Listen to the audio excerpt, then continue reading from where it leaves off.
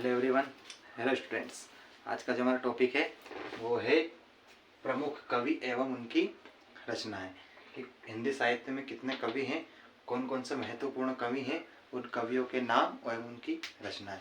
जो most time पे है, हमेशा 12th और 10th में हमेशा इनकी रचनाएं पूछी गई और इसमें ऑब्जेक्ट लेवल प्रश्न भी जो है बनते हैं, जिसमें से 12th वालों के लिए जो है 32 नंबर के और 10th वालों के लिए जो है 30 नंबर के ऑब्जेक्टिव इस बार 2024 में आ रहे हैं।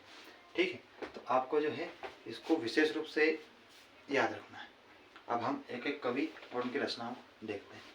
सबसे पहले देखते हैं हम जयशंकर प्रसाद। जयशंकर प्रसाद, ठीक है, बहुत महत्वपूर्ण कवि है ये। और इनकी जो रचना है वो है अजात शत्रु और चित्राधार। अजात शत्रु और एक है चित्राधार। ठीक है, इनकी जो है दो रचनाएं जो है ये बहुत ज़्यादा ही फेमस है। इसमें से चित्राधार जो है अधिकतर पूछी गई है। ठीक है, और एक आती है इनकी कामायनी। ये तो मोस्ट टाइम पे है क्योंकि ये हर बार एग्जाम में पूछी गई है 1 नंबर कि जयशंकर प्रसाद की कौन सी रचना है, कामायनी या कामायनी किन की रचना है, तो जयशंकर प्रसाद। ठीक है, तो ये जो है 3 रचना इनकी हो गई है, जिसमें से ये दोनों मोस्ट टाइम पे और ये तो IMP जो हर बार आती है। और इस बार 2024 का जो बोर्ड का जो पेपर रहेगा शायद 101% जो है इसमें आएगी 1 नंबर। ठीक है, बाकी इनका जो है ये तीनों रचना हो गई और इन्हें जो है छायावादी कवि, छायावाद कवि, छायावाद के जो ये महत्वपूर्ण कवि हैं, विशेष कवि, तो इनको छायावादी कवि भी कहा जाता है। ठीक है, दूसरे नंबर पर आते हैं। दूसरे नंबर पर है महादेवी वर्मा।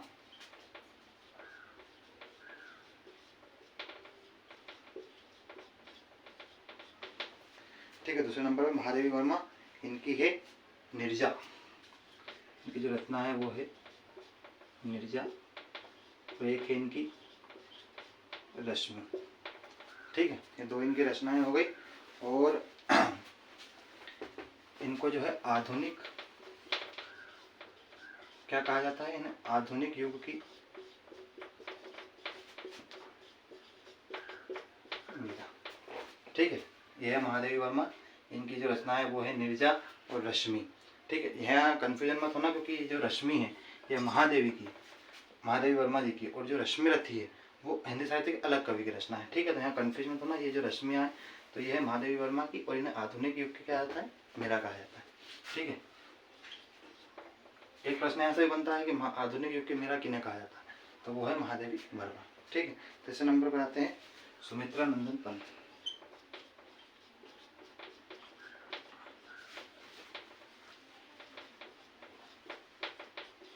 तीसरे नंबर पर है सुमित्रा नंदन पंत। इनकी है चिदम्बरा और युगात। चिदम्बरा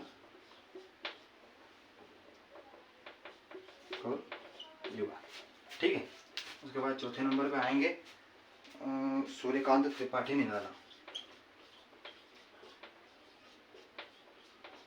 सूर्यकांत त्रिपाठी निराला। ठीक है, इनकी है अनामिका और परिमल। अनामिका और परिमल। ठीक है, सूर्यकांत त्रिपाठी निराला की दो रचना है अनामिका और परिमल। और जो है इनको हिंदी साहित्य का महाप्राण कहा जाता है। क्या कहा जाता है, महाप्राण। ठीक है, इनको हिंदी भाषा का जो है महाप्राण कहा जाता है। और ये जो कवि है वो कौन से कवि हैं, क्रांतिकारी कवि के अंतर्गत आते हैं। ठीक है, क्योंकि इन्होंने वीर रस में बहुत सारी कविताएं लिखी और जो क्रांति के ऊपर जो कथाएं चलती है, क्रांति पे जैसे वीर गाथा की कोई सी भी जो कहानी रहती है वो इन्हीं के द्वारा लिखी गई है। ठीक है, इसमें से महत्वपूर्ण है अनामिका और परिमल। ठीक है, 5वें नंबर पे आते हैं धर्मवीर भारतीय। 5वें नंबर पर है धर्मवीर भारती। ठीक है, इनकी रचनाएं हैं अंधा युग और गुनाहों का देवता। अंधा युग और गुनाहों के देवता। ठीक है, यह हो गया धर्मवीर भारती जी का अंधा युग और गुनाहों के देवता। ये भी वीर रस के कवि हुए हैं और इन्होंने भी जो है बहुत अच्छे अच्छे हिंदी साहित्य को जो है गद्य विधाएं दी हैं। ठीक है, अगला हम देखते हैं, ये इसको आप पहले नोट डाउन कर लीजिए यहाँ से यहाँ तक, वीडियो को पॉज करके, और आप जो है इसको पूरा आपके जो है नोट्स में लिख लीजिए, क्योंकि क्यों है वीडियो में दिक्कत आती है बार बार बनाने में, इसलिए आप देख लो इसको पूर्ण रूप से। ठीक है, बाकी 6 नंबर पर अब जो है अभी हम जो है 10 ऐसे लेखकों की बात करेंगे जिनकी रचनाएं भी आती हो और उनको जो है हिंदी भाषा में क्या कहा जाता है। ठीक है, अभी इसमें बहुत सारी बातें आएंगी, इसलिए आप वीडियो को अंत तक जरूर देखिए। ठीक, अभी आप इसको नोट डाउन कर लीजिए।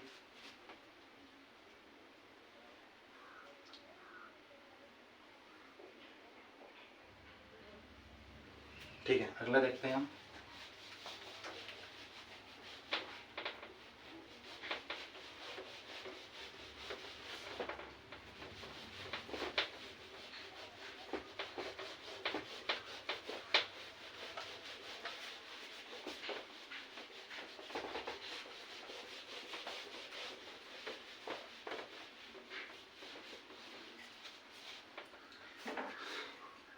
अगला है हमारे 6 नंबर पे प्रेमचंद। ठीक है, प्रेमचंद जी की जो कविता है वो है गोदान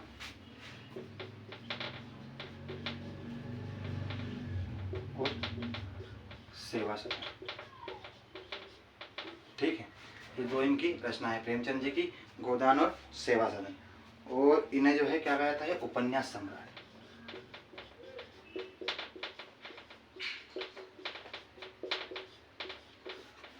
क्या कहा जाता है इन्हें, उपन्यास सम्राट। आईएमपी प्रश्न है, ऑब्जेक्टिव में यहाँ से ये भी प्रश्न बनता है कि उपन्यास सम्राट के नाम से कौन जाने जाते हैं, तो क्या लिख दोगे आप, मुंशी प्रेमचंद। पूरा नाम है इनका मुंशी प्रेमचंद, है ना, मुंशी प्रेमचंद इनका पूरा नाम है, तो उसको याद रखना आप पूरे नाम को। उसके बाद है मलिक मोहम्मद जायसी। मलिक मोहम्मद जायसी। ठीक है, मलिक मोहम्मद जायसी, इनकी जो रचना है वो है पद्मावत और आखिरी कलाम। पद्मावत, आखिरी कलाम। ठीक है, ये दो इनकी रचना है। एक और रचना है इनकी, वो है कहरनामा।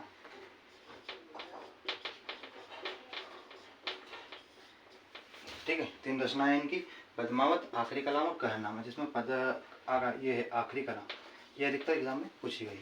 ठीक है, 8वें नंबर पर आते हैं हरिवंश राय बच्चन।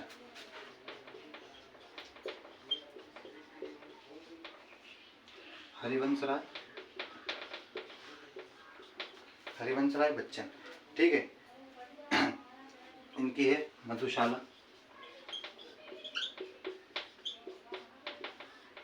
मधुशाला के बाद मधु कलश।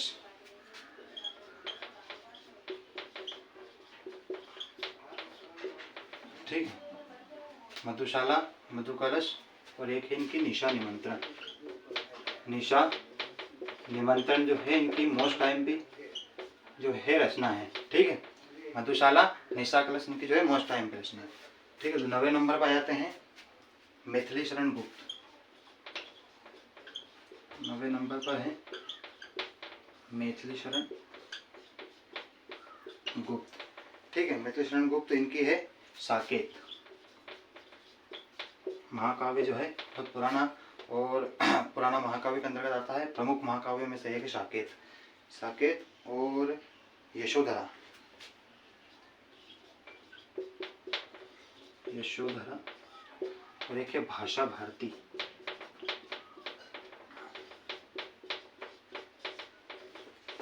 ठीक है, एग्जाम में अधिकतर पूछा गया है, 10th और 12th में ये ऑब्जेक्टिव हमेशा आता है कि साकेत किसके रचना। ठीक है, 10वें नंबर पे आ जाएंगे हमारे तुलसीदास जी।